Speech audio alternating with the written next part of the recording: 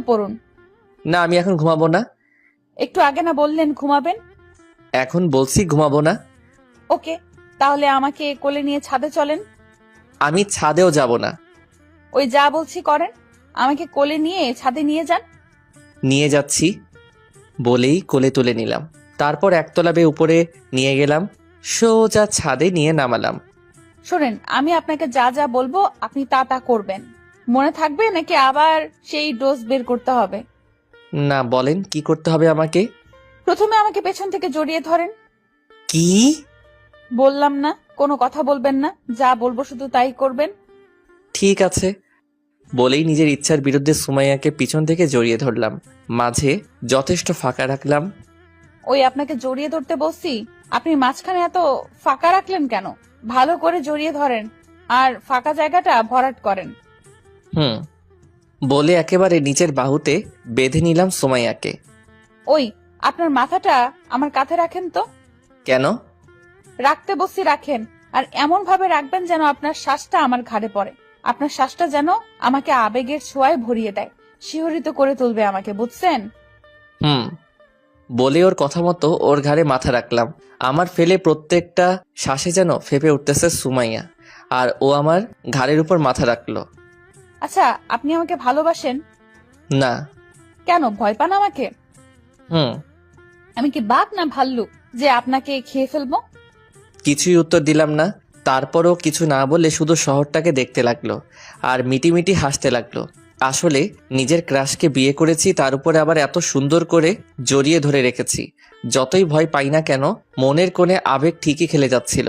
এইভাবে অনেকক্ষণ ওকে জড়িয়ে ধরে রাখার পর হঠাৎ সুমাইয়া আমাকে বলে উঠল, ওই আমাকে কোলে নেন। আবার কোলে নিতে হবে কেন? অনেক রাত হয়ে গেছে, তাই রুমে চলে যাব।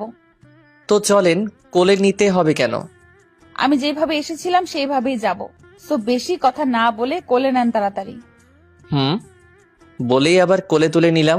তারপর কোলে করে রুমে এনে নামালাম। কত কেজি আপনি? কেন?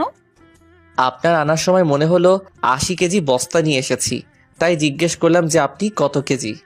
কি বললেন আপনি? আমি 80 কেজি বস্তা? না, তার চেয়ে একটু বেশিও তো হতে পারেন। ওই আপনি আর একটা কথা বললে খারাপ হয়ে যাবে বলে দিলাম। ওকে বলেই চুপ হয়ে গেলাম। সুমাইয়া বেশি হলে 50 কেজি হবে, জ্বালানোর জন্য এটা বললাম।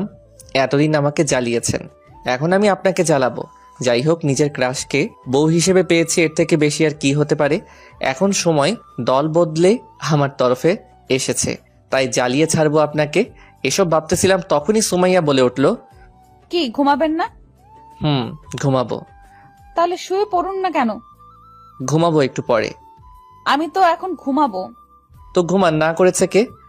আমার বালিশটা নাকি একটু পরে ঘুমাবে, তাহলে আমাকেও একটু পরেই ঘুমাতে হবে, তাই না? মানে? ওই এত মানে মানে না করে এদিকে এসে শুয়ে পড়েন তো। আমার খুব ঘুম পাচ্ছে। চুপচাপ শুয়ে থাকেন, ঘুমাতে হবে না। আমি ঘুমাবো আর আপনি আমাকে চেয়ে চেয়ে দেখবেন। কোনো কথা না বলে চুপচাপ শুয়ে রইলাম। সুমাইয়া আমার বুকে মাথা রেখে শুয়ে পড়লো। কিছুক্ষণ দুজনে চুপচাপ শুয়েছিলাম। হঠাৎ করে সুমাইয়া বলে উঠল, আচ্ছা, আমরা কয়টা বেবি নিব? কোনো কথা না বলে ঘুমানোর ভান ধরে শুয়ে রইলাম। কি হলো বলেন না কেন? তাও কিছুই না বলে শুয়ে রইলাম। সুমাইয়া তাকিয়ে দেখে আমি ঘুমিয়ে গেছি। শয়তানটা ঘুমিয়ে গেছে।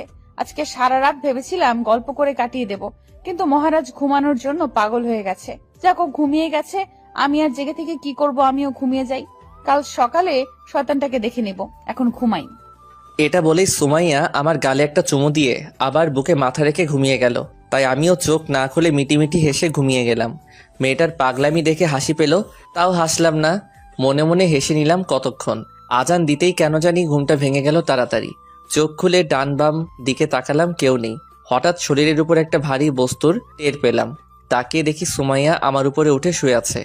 ওর ফেলা গরম নিঃশ্বাসটা আমার বুকে এসে পড়তেছে, আর আলাদা একটা অনুভূতি মনের ভিতরে জাগতেছিল। আমি কেন জানি শিউরে উঠতেছিলাম, তাও নিজেকে সামলাচ্ছিলাম। ওর চুলগুলো খুলে গিয়ে ওর মুখের উপরে পড়ে আছে, তাই সেগুলোকে হাত দিয়ে সরিয়ে দিতেছিলাম। তখনই সুমাইয়া হঠাৎ চোখ খুলে তাকিয়ে যায়। আমি অবাক হয়ে যাই এটা দেখে। কি হলো হিরো, বউকে আদর করতেছেন নাকি? আরে না, আপনার চুলগুলো খোলা ছিল তাই সেগুলোকে গুছিয়ে দিচ্ছিলাম। ও, তা আমার শাড়িটাও তো অগোছালো, সেটা গুছিয়ে দিবেন নাকি? ধুর, কি বলতেছেন আপনি? কি বলতেছি মানে?